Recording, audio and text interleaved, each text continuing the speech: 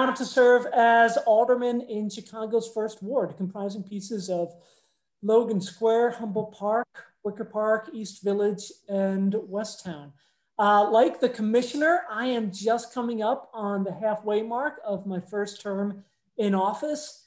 It has been a pleasure. It's an aspect of public service I was hoping that my life would bring me to. My experience in community development goes back to about 2005 when I became a leader and future board member with the Logan Square Neighborhood Association, working with them on issues ranging from education to affordable housing to community development. If there's an aspect of my job that best prepared me, moved me towards thinking about environmental issues, besides someone who intends to be alive for a good bit and is going to be wrestling with the impacts of climate change for a long time, I would say it's looking at my experience at UIC, where I'm actually finishing my master's in urban planning and public policy, learning about the environmental impact of our development patterns in Chicago, thinking about the way transportation and how we do residential development either contributes to or mitigates the impact of climate change and our emissions. And also my job directly prior to becoming an alderman, where I worked at the Friends of the Parks, Chicago's independent park district watchdog groups, as their policy and planning associate, particularly looking at patterns of inequity around park maintenance, programming, and also how those lands are allocated and developed across Chicago. So that's a little bit about me, but really glad to be here tonight. Thank you, Alderman LaSpada. Liam Donnelly, let's go to you next. Thanks so much. My name is Liam Donnelly. I'm the co-founder and CEO of Waste Not Compost, which is a compost collection service serving Chicago. And we're currently the only zero emissions compost collection service in the country. Waste Not Compost has been my baby, I'd say, for the past 9 years. It's a company that began 9 years ago when I was 15 years old and working in a kitchen at a cafe, a local business that prided itself on sustainability, local seasonal produce, and more, but was struggling to find the source for responsible waste disposal. As a lifelong Chicagoan, my backyard wasn't very large growing up, but my family always had a compost pile. It was something I was very familiar with and didn't think much about growing up. But I began composting for this cafe and quickly a few others in the neighborhood. And that was followed by a number of households in the city of Chicago that wanted a composting service that could allow them to compost in their apartment or condo, or even their backyard if they were just worried about odor or rodents. In May, this past May, I graduated from Loyola University Chicago, their School of Environmental Sustainability. And I'm back to what is really my true passion and my love, which is not only composting and sustainability, but electrification of fleets and electric vehicles. What began as a small business, which was bike powered due to the fact that I was 15 and didn't have a driver's license, now owns a fleet of 19 electric vehicles, step vans that serve our Chicago homes and businesses. Thank you. Amazing, that's great. Robert, let's go to you next. Well, I want to thank Commissioner Dignan for hosting and Liz for moderating. My name is Rob Mead, and I am the environmental manager for a company called Ingredion Incorporated. The plant is in Bedford Park, Illinois, and we are a manufacturer of specialty ingredients. So we start with #2 dent corn or field corn, and we process it into its components: starch, gluten, fiber, and oil. And then we make it into various products: industrial starches and sugars, sweeteners, feed products, and edible corn oils. If you've ever had the chance to be in a hospital and had an IV drip, we are the world's largest manufacturer of anhydrous dextrose. So there's some good to that as well. So I've been doing environmental work for about 30 years, mostly in a manufacturing setting, and basically focus on environmental compliance, making sure that permits are adhered to, work with federal and state officials on new rule development and stuff like that. Some of the fun stuff that I get involved in is we have a big community garden on site, 6 raised bed gardens, And we have a host of people in the plant that participate, take ownership, harvest vegetables and donate them to local food pantries. We partner with St. Blaise and Summit, and then another place in Brookfield. And so we also do like 4-H activities, and we do junior achievement and offer up electronics recycling day for our employees so they can use TVs and stuff like that to the plant. That's it. Thanks. Great. Thank you, Rob. All right, Tim Bulltip, am I saying that right? Yes, that's right. Correct. Wonderful. Go ahead. Yeah, thank you very much. I appreciate the opportunity to be part of the panel. My name is Tim Bulltip. I'm the manager of environmental management at Commonwealth Edison. I assume most people on the call know what Commonwealth Edison is, but we are the utility for the northern third of the state of Illinois. We have an 11,000 square mile service territory, and we service about 3.4 million customers. I've been in the environmental industry for about 30 years. I spent the first 10 years of my career in environmental consulting. Prior to that, I received a degree in biological sciences from NIU, and then I went back to get a master's degree at IIT in environmental management. For the last 20 years, I've been in private industry, and over the last 20 years, for the last 13 years, I've been at ComEd. I manage the environmental services department here at ComEd. We have about 15 full-time employees. We manage over 30 environmental programs, anything from air to land, to waste, to natural resources. And it's never a dull moment working at ComEd. There's always something going on that requires our input. Wonderful. Thank you for that. Okay, so let's dive into the conversation. I'm actually going to start with Commissioner Degnan. So as a Cook County Commissioner, how have you woven environmental advocacy into your community outreach? Thanks, Liz. So I really do believe that there's always an opportunity to weave in environmental advocacy into community outreach, into discussions, that you just really need to make it a priority. And I think that we all know that adjusting to this new normal during the pandemic has really meant that we needed to rely on and get really savvy with social media and with remote meetings like this one to meet community members and to spread tips about incorporating green practices into our daily routine. You know, the hard part about it really is that when you do use social media, you know, you want to make sure that you have content that's interesting and to the point. And it does take some time to really craft it in a way that's useful, but interesting at the same time. You know, I'm not a social media expert. I'm not a TikTok user. You know, I'm just somebody who has this great platform to get a message out. So part of that means relying on some of my younger team members that are on tonight, like Sarah and Tommy, to help get some of that messaging out, and then really make sure that when we talk about environmental advocacy, we're doing it in a way that isn't just reiterating what's been already said to businesses time and time again. It's really giving short, easy ways that they can be content with the information and use it.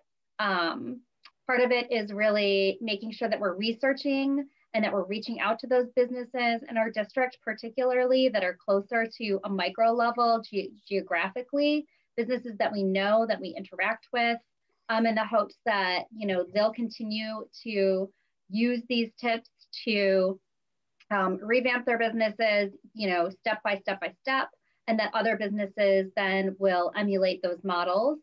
You know, I personally, along with some of the other separately electeds, like to get out and do what we call business walks. So we identify a local intersection that has a lot of small businesses, and then we just walk the intersection a block up, a block down, up and down the streets in order to introduce ourselves, you know, as a courtesy so that those businesses know what the county services are that they can take advantage of.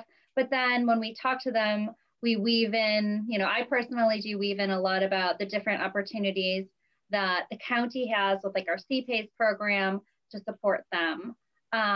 You know, we've done community events at local parks. I know that just a few weekends ago, we did a local event with Liam at Gross Park, Waste Not Compost. And I feel like those local events, as we open up, will get bigger and will encourage the constituents to come meet the businesses that, the businesses need those constituents to, participate in their business. But then the constituents can say, I really want you to do A, B, C, and D because those are environmentally friendly things.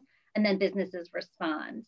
So there's a lot of, there's a lot of organic, I know that word is way overused, but ways to get in front of businesses and really weave that environmental advocacy into our outreach and our response. Great. And I feel like you touched on this a little bit, but as the chair of the Cook County Environmental Commission, how do you work with the corporate sector to reach businesses? I mean, you had just talked kind of about your strategy of the business walk, but anything else, on that front? Well, I mean, that's a great question. So my first piece of legislation really was to create the Cook County Environmental Commission. And that commission was intended to bring 9 different sectors and experts through the environmental community together in order to really make sure that we were, pushing not out just the policies, but the actual work to improve our environment. And so we made sure to include as a priority at least one person who was dedicated solely to the business sector. And that person is here tonight, the person that, won that position that was very competitive. There was a lot of applications for it, is Robert Mead. And he has a lot of great knowledge and experience, and he can inform our commission more about the business side of things. Like I mentioned before, I'm an environmental engineer and I am a trial attorney, but I don't have a deep business background. And that's really where you want to bring in people that are experts and know where you're not an expert to lean on those people. Yeah, absolutely. Makes sense. So what are some of the challenges facing businesses in your district? Well, I mean, I think, the pandemic, number one, has been terrible for the hospitality industry. But I think just small businesses also face competition from Amazon. And when we talk about small businesses, what we want to make sure that we're saying is to our neighbors and to people in district is, well, yes, Amazon is super convenient and you can from your home log on and have things delivered to you. It is terrible for the environment. So if you really do care about the environment, you need to walk to a small business and acquire your things there. You go to your local Trader Joe's, you go to whatever local businesses you have, and you meet those people. Those people are frequently a part of your community. They don't always live in your community, but many times they do. And those businesses will shutter and no longer be there to support your tax base if you don't participate in that small business. So that, again, there is a new program that was launched by the county within the last few months. It's called CPACE. It is the county's commercial property assessed clean energy program. It's way too many words for what basically in a nutshell is the ability for these small businesses to get low cost, long-term financing for energy efficient upgrades to their building. So basically you can get a loan. The loan goes against the building, not against you personally. And then you can do a bunch of great qualified upgrades. So if it's your HVAC system or double pane windows, whatever it is, you're increasing the energy efficiency of your existing buildings. And then if you leave and sell the building, that loan goes with the building, not with you personally. Instead of having to pay that loan once a month, really, it just goes on your property taxes. So twice a year, you would pay for that. And that loan is for the life of whatever improvement. Many of those improvements are 20 to 30 year improvements. So it's a really low cost way to allow people to use that program. I think it's brilliant. If anybody is watching this and wants more information on that, I hope you'll let me know. That's great. I think that's an awesome initiative. And when you talk about kind of local businesses, are there any, eco-friendly businesses that you want to give a shout out to? Well, we have Liam on here tonight for Waste Not Compost. And if Alderman Laspada and I have spoken several times about recycling and composting in the city.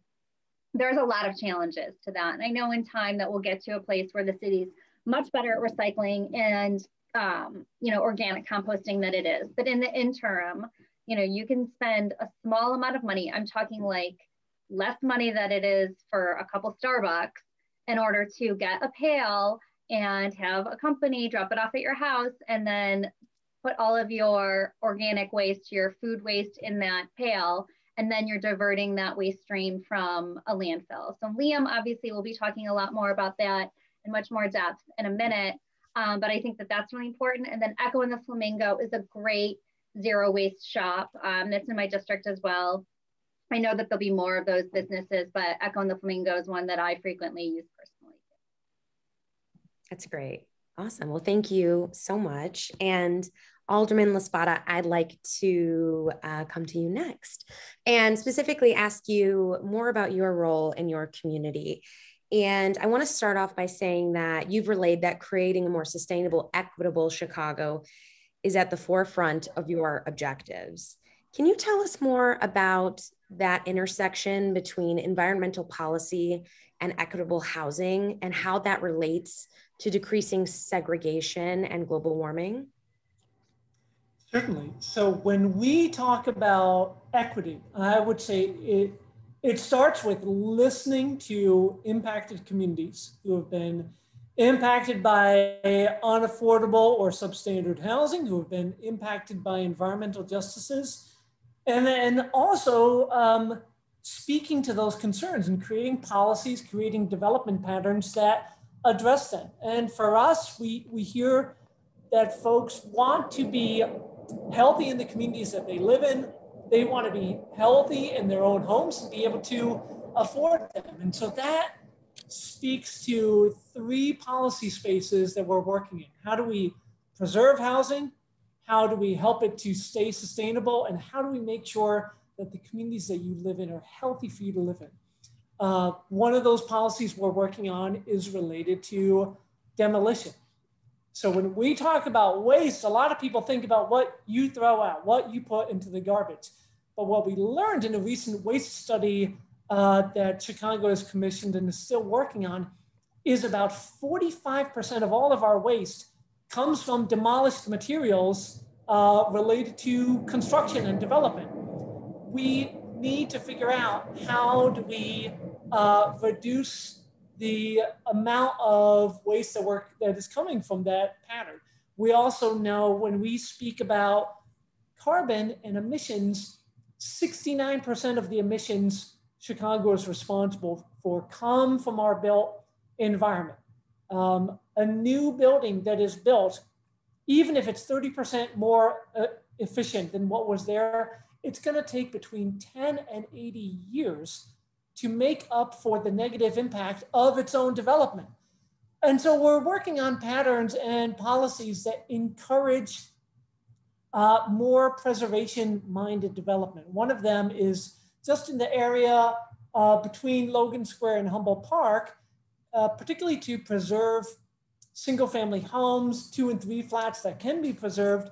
We created in the city a modest demolition fee of $15,000 per property that then gets cycled into, in that area, helping to preserve, rehab, make more energy efficient the properties that are remaining.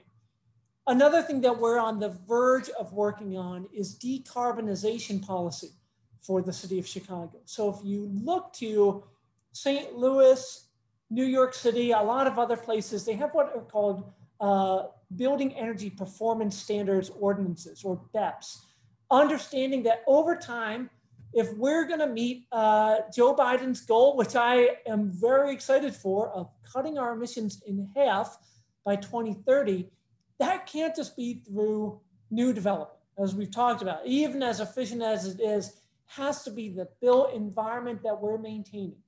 And so like New York and other cities, we're looking at what is a responsible way to encourage and at times mandate businesses to bring down the emissions related to their properties. And I'm sure that's going to involve a variety of incentives and mandates. We are at the very outset of that process. I know that we just finished the last stakeholder meeting related to that. My office actually hosted one of those meetings that we had about 50 of our residents turn out to, which was really exciting. But I'm excited for that policy. And then the third part of it is related to the community that you already live in. How do we make sure that that is healthy?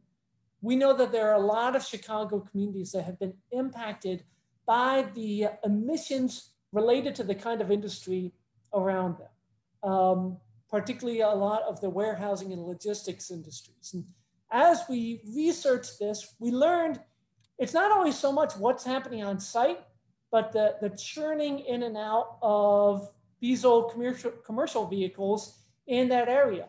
Chicago has a great proven program for addressing that called the Drive Clean Chicago program that previously under President Obama was helping hundreds of vehicles convert from diesel to electric and hybrid. We had some funding problems, some restrictions put in place under the previous presidential administration that I hope we're going to overcome. But whether it is through the state's Volkswagen settlement, the $70 million that the state continues to set aside for vehicle electrification, we have a program and a policy that is ready to make our commercial, our industrial corridors much healthier for those who are already living there.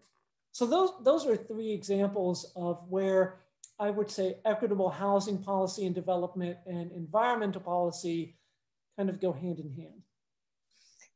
I think that's great. And do you find yourself kind of explaining this intersection to, people often, or how do you feel like that conversation normally goes? It can be challenging because Chicago is not New York or LA in terms of responding to deeply felt crises of climate. So we've never had a superstorm Sandy. We've never looked at our windows and seen the mountains on fire behind us. We're more a city that is going to experience that gradual impact until we wake up. We turn around and suddenly, as predicted, we're going to have 30 days of 100 degrees or more during our summers. Mm-hmm. So it's challenging to get people to feel the urgency. Where that comes is when we talk more about environmental justice. So you might not talk about the daily impact of emissions in your community as contributing to climate change, but if you think about it in terms of contributing to higher levels of lung disease or asthma in some of the communities in Chicago, that's where folks start to feel that urgency and we can move on the kind of transformative policies we need. That's great. Thank you so much. I think you've given me a lot to think about, which is exciting. So I would like to move on to Liam and ask you a few questions about your company, Waste Not Compost. So you gave us kind of in your intro, kind of a background to how you founded this, riding a bike, picking up buckets. I love it. I think it's so great. And you are really, the theme of this conversation is, what can businesses do? And you are a business that is helping individuals and climate conscious organizations address their waste. And I think it would help, if you don't mind, to kind of level set. And I know we've talked a little bit about it on this panel, but can you share more about Chicago's waste problem and how it relates to climate change? Because sometimes I don't know if there is a connection, a straight A to B connection to that. Yeah, absolutely. And while I try to focus my best on all the positives, I'm sure many of those watching with us tonight are pretty well aware of Chicago's poor track record when it comes to waste diversion and recycling in general. It's a conversation that I have daily, whether it's with a potential new member or with a corporate partner about whether or not recycling is still worth it. And my resources are pretty limited. And so while I can't rework Chicago's recycling program yet, I'm hoping that I can pave the way for the future of composting. And the food waste directly relates to climate change in a pretty unique way. When food waste is sent to landfills, it really, as many people believe that it all composts anyway. It's probably our second highest asked question. Doesn't food waste all compost anyway in landfills? Why should we separate it? Why do we need to separate it? And what many don't realize is that the modern landfill is packed pretty tight and there's a severe lack of oxygen.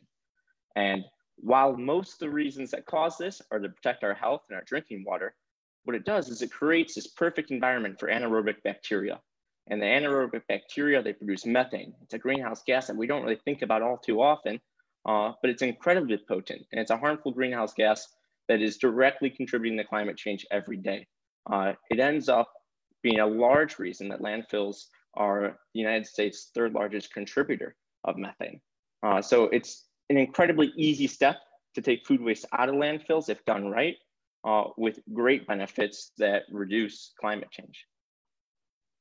I love that. And when you talk about kind of that gas that is created by like using our current kind of waste system, is that something that is avoided by composting? It's a good question. It does depend on the type of composting. There's two types of composting on the common industrial side. There's anaerobic composting, which is actually composting with the intent to produce methane, but then that methane is harvested and used for waste to energy conversion. And there's aerobic composting, which is composting with the use of aerobic microorganisms. And that's the type that I'm most proud to encourage and use.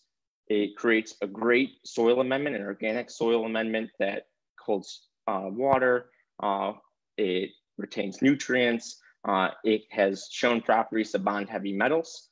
And instead of producing a really potent greenhouse gas, it emits relatively small amounts of carbon. That's great. And what is produced is super nutrient rich, and I've heard is called like liquid gold for farmers and others to use, which again kind of contributes to a healthy life cycle, right? So I would also like to ask, especially if there are people, business owners on this call that are curious, how does Waste Not's residential, multi-unit, and commercial composting services work? Like, how do they get signed up? How do they get involved? What's the process? I would love to learn a little bit more about that. Absolutely. So a lot has changed in the last 9 years of running this business. I grew up with 3 brothers. It was a chore growing up that we composted. None of us really minded getting dirty or the worms or the smell or the fear that every couple of years we'd mess up and there'd be a mouse in there. But for many, they don't have the same luxury of having, brothers to make fun of for messing up the compost pile, or they don't have the space, a backyard or a patio, and they live in a condo or apartment building. So really, we set out with 3 goals in mind. It was to make composting as clean, green, and easy as possible. And that wasn't our original goal. It just was created that way. And for many to take on composting in Chicago, it needs to be more enticing than conventional waste hauling. Most people aren't going to do it if it ends up being a dirty or smelly experience where they're dealing with flies and rodents. And for us, that means with every service, whether we come by every week or every other week on the residential side, we swap out a receptacle, whether it's the cart or the 5-gallon pail most of our customers use, with a clean and sanitized one. So with every service, you're starting fresh essentially, and we're not giving that food waste enough time to really start breaking down and smelling. And it's the same concept on the commercial side, where no other trash hauler is cleaning out your trash can with every service, but we are, because food waste is a huge part of that mess. It's what leads to that leachate in the bottom of your dumpster that smells even when it's empty. And by just composting, not only is it a cleaner composting experience, it ends up being a much cleaner dumpster, trash, and recycling experience as well. The green part is really important for us, not just because of the soil amendment we're creating, but what started on bike, it became something where it's really vital that we deliver sustainability sustainably. And the only way I could see doing that was if we kept our fleet 0 emissions. And while I couldn't go out and hire a ton of cyclists with the amount of growth we've seen over the past years, we could use electric vans. So today, 100% of our fleet is electric, and every pickup is done using an electric vehicle. And then probably the easy part is critical. Not only is it clean, it's got to be easy. And I think that we've made composting easier than recycling. In fact, I'm pretty sure I know we have. On the industrial side and the commercial side of composting, there's a lot fewer rules. It's not like backyard composting. Essentially, if it grows, it goes.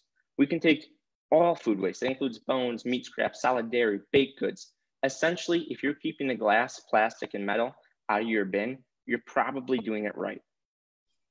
That's great. And when you talk about kind of this electric fleet, obviously this is what's contributed to you guys being, net zero emissions. Can you talk a little bit more? Because of course, transportation is one part of it. So how are you mitigating emissions in the other aspects of your business? That's a great question. We've taken a few steps in recent years. We didn't always have the luxury of making the decisions we've made until we've gotten to this scale. Pre-COVID, we were using compostable liners. They were one of our only inputs, one of our only regular inputs into our business. They're a great product. They're very convenient. They look like plastic and feel like plastic, but they're made of corn. And they serve a pretty important function, which is to keep your buckets cleaner and make them easier to clean. And they allow moisture to breathe. But we did realize when we audited our carbon impact that we were requiring the production of something like, at the time, I think it was 15,000 compostable liners a month, which adds up super fast because these were non-GMO resin. So the corn was actually grown in Italy. It was shipped to California, produced in California, then shipped to us. So our most recent transition was perfectly timed for the onset of this pandemic, where we had to take sanitation incredibly seriously. We installed equipment that allows us to wash and sanitize all of our receptacles with a lot less water and allowed us to eliminate the use of these compostable liners. That's great. That's awesome. Thank you. Okay, so last question. So organizations or corporations naturally produce more waste than individuals. But do you feel like businesses are doing enough to address their impact? And actually, I would just love your thoughts on that. Yeah, so this is a tough question. From a consumer perspective, my answer is usually no. I don't think most businesses are doing enough. But as a business owner, as I've thought more about it, in order for a business to do enough, and in order for them to achieve their environmental goals, they have to stay in business. So it's finding that balance of sustainability and profitability, and working in a way where profitability eventually leads to greater sustainability. Right now, composting is more expensive than conventional waste hauling. Sometimes 300 to 500% as costly as your standard landfilling. Is that really the true cost of landfilling? Probably not. There's a lot that goes into landfills on the back end. But for most small businesses, that's a lot of cost to take on.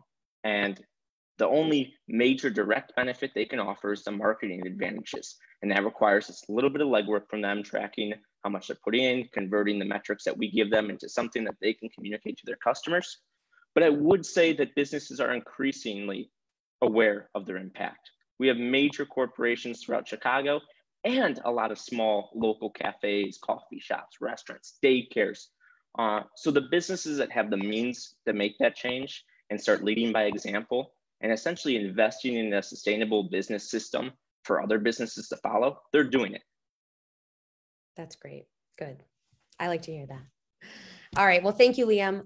Next, I'd like to ask Rob a few questions about your role at Ingredion. Ingredion, excuse me. So you guys are a global company. And like you said in your intro, you guys provide ingredients for everyday products, from food and beverages to paper and pharmaceuticals. So with all of this production, how do you incorporate sustainable business practices into your production and beyond? Good question. So first I'll do a little plug for our new sustainability platform, which is Everyday Life, Connected Life, and Plant Life. So under the Everyday Life umbrella, we focus on the well-being of our employees, product safety, human rights, diversity, equity, inclusion, and innovation.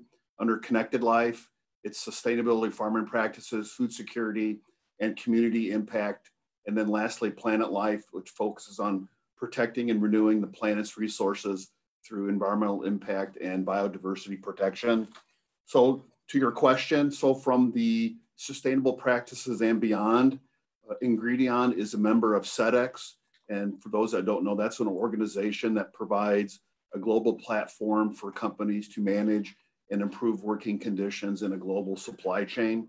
So as part of the SEDEX platform, we participate in what they call SMETA audits. So it's essentially an ethical trade audit in which you can get an assessment of what your organization's understanding is of the working conditions in a supplier site.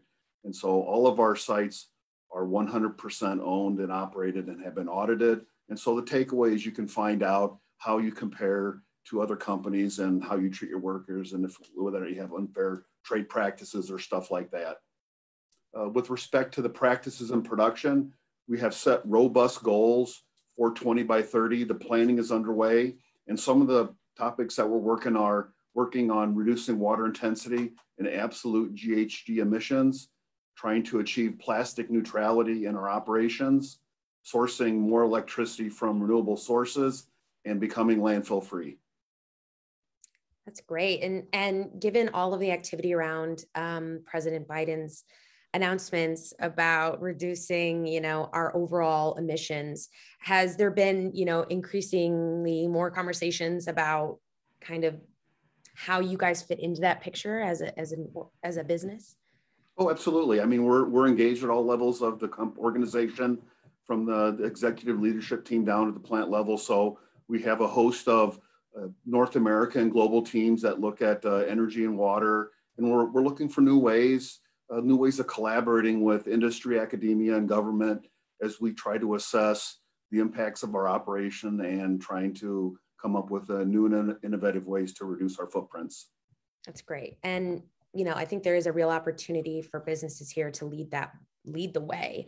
And it sounds like you guys are on that track for sure. And I may have peeked at your sustainability report before this conversation. So I do see that you guys are creating science-based targets. And honestly, I am curious, can you share more about what goes into creating science-based targets and kind of what that even means for any businesses out there that may be watching? Sure. Great question. So our science-based targets are aligned with what is called the Sciencebased Targets Initiative, or SBTI. And so they have a document that they publish. It's made available to the public.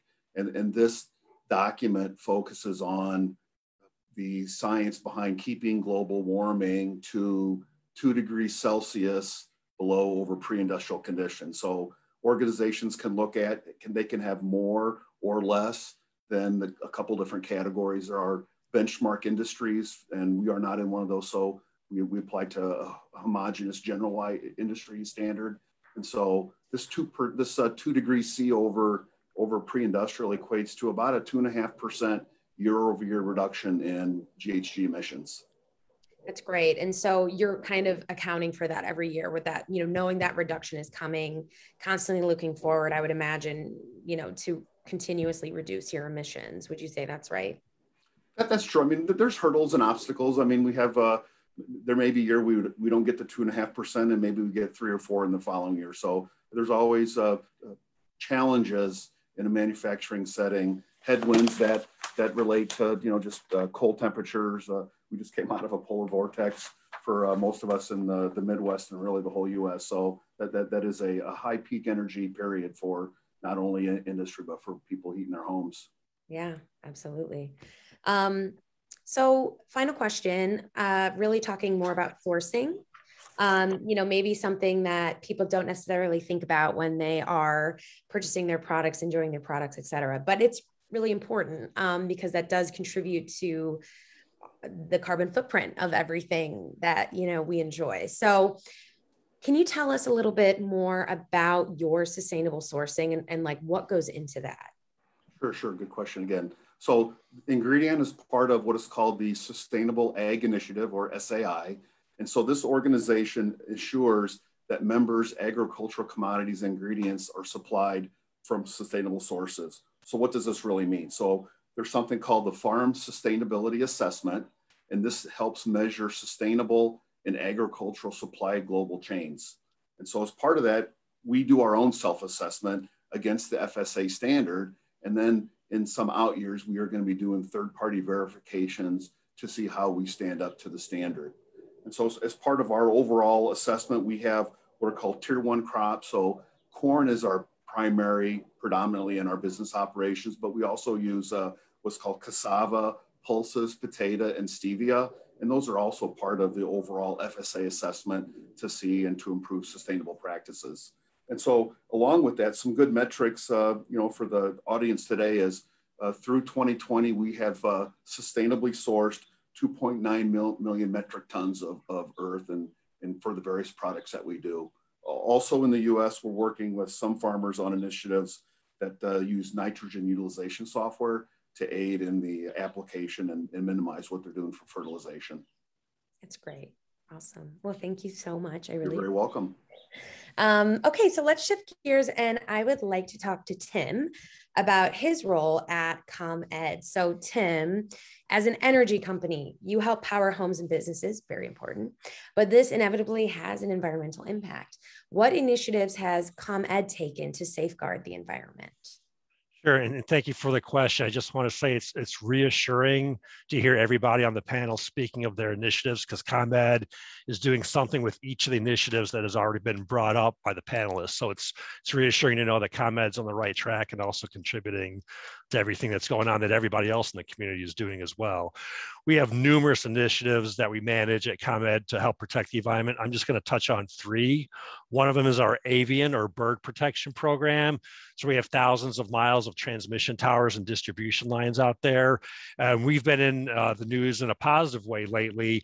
About 2 weeks ago or 3 weeks ago, we did our annual, our 5-year study of eagle's nests and osprey nests within our service territory. This is a helicopter survey that we fly throughout northern Illinois. And we found, we believe this time that when we did this survey 5 years ago, there were roughly 50 bald eagle nests within the service territory. We believe the preliminary numbers from our most recent survey is now there are 80 bald eagle nests in our service territory. And for those of you, that sounds like most of you grew up in Chicago, when you were young, you didn't see bald eagles in the Chicagoland area. They made a tremendous comeback due to a lot of the federal laws and regulations that are out there. And so as part of this program, any eagle's nest within a quarter mile of our transmission towers, our distribution lines are mapped. And then it goes into our work program, and then we add avian diverters onto the lines.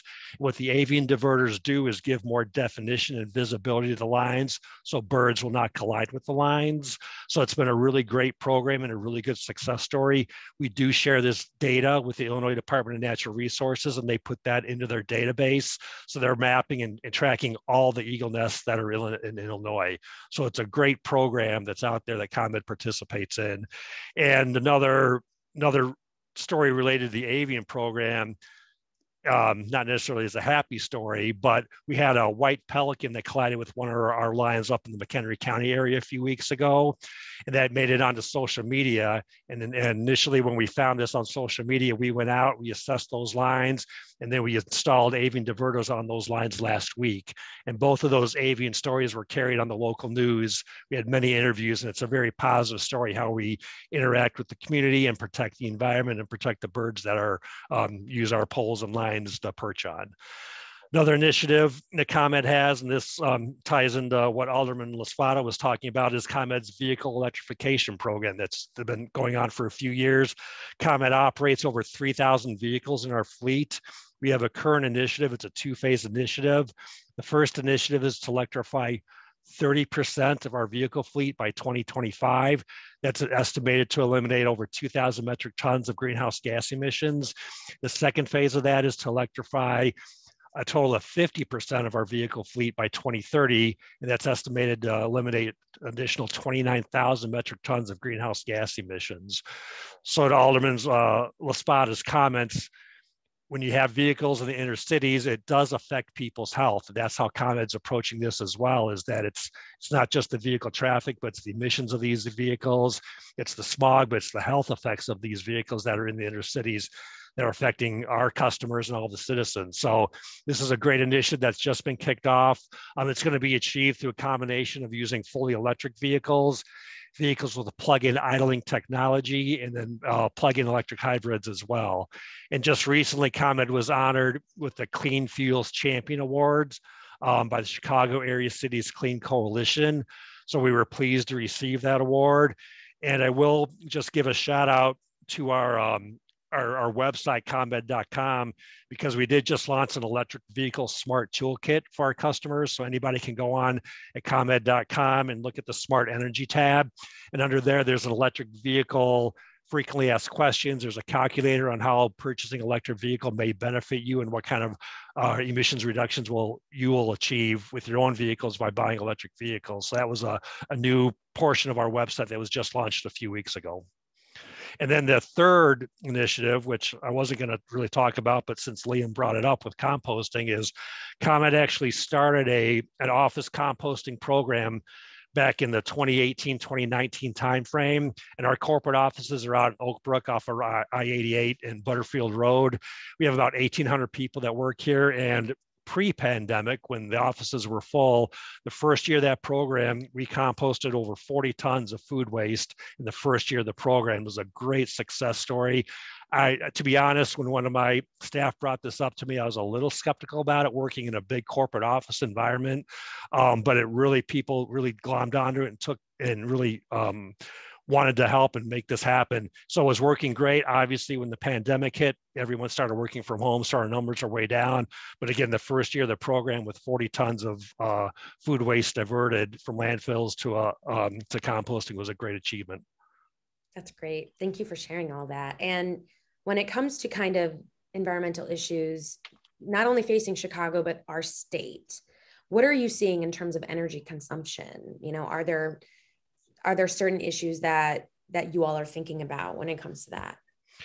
Yeah, and it's been mentioned here, and it's all over the news, and it's climate change is what I believe is the biggest environmental issue facing not only Chicago and Illinois, but the country and the world as a whole.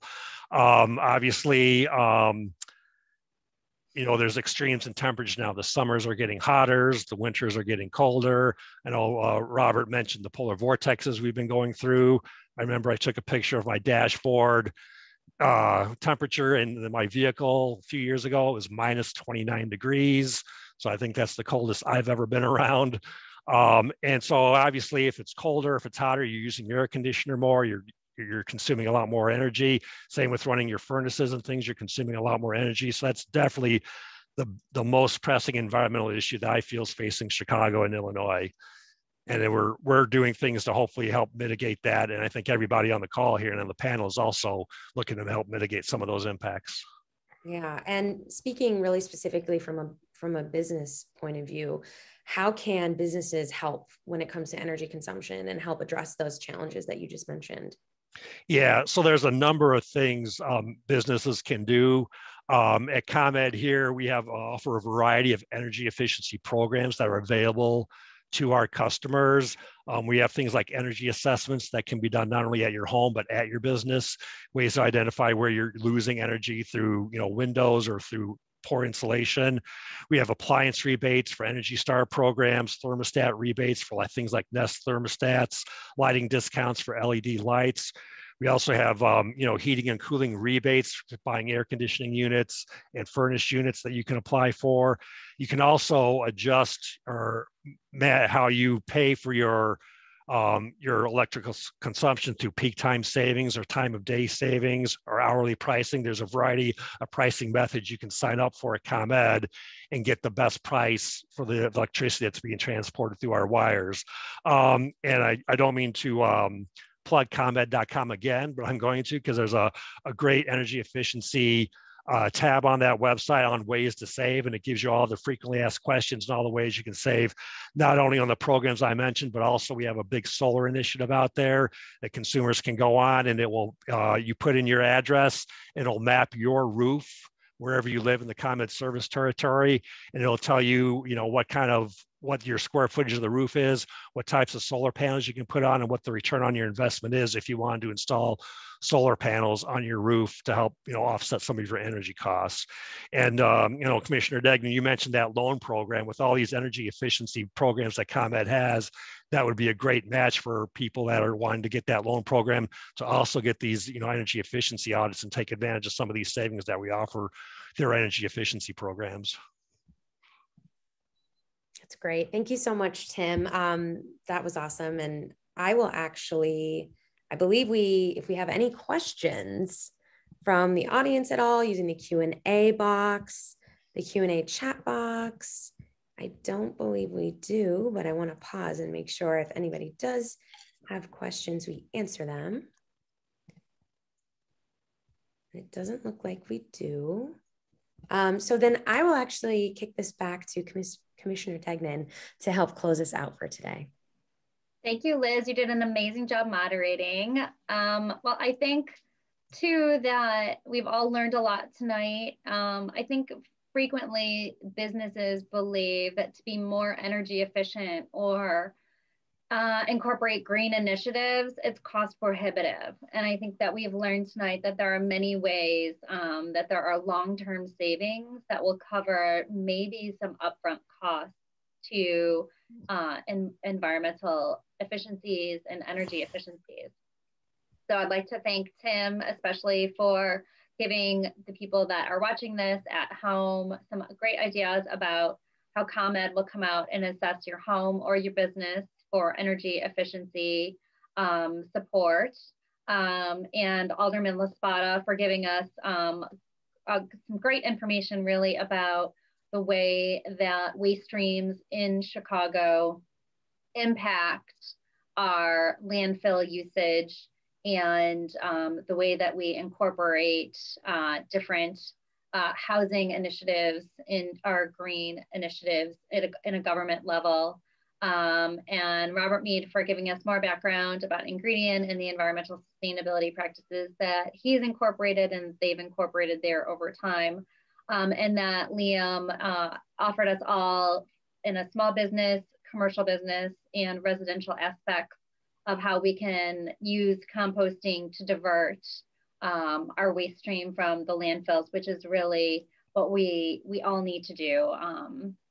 So before we close out for tonight, I wanted to thank all of you for being present and contributing your time tonight for this. I know that we'll have a lot of Facebook usage and hopefully people will be watching this for the next months and years to come. A couple additional businesses I wanted to give a shout out to that we have worked with in the last few years that stand out in my memory are the Montrose Metra Community Garden. I have volunteered there and my team has volunteered there. Working in any community garden and even generating new community gardens is really important for us to get out and learn how to garden, get your kids involved.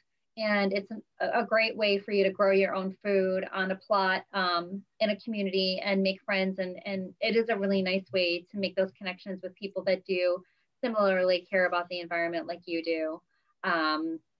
Cosmic Bikes is a full service bike repair shop and bike shop in Jefferson Park in Chicago. It's on Milwaukee Avenue.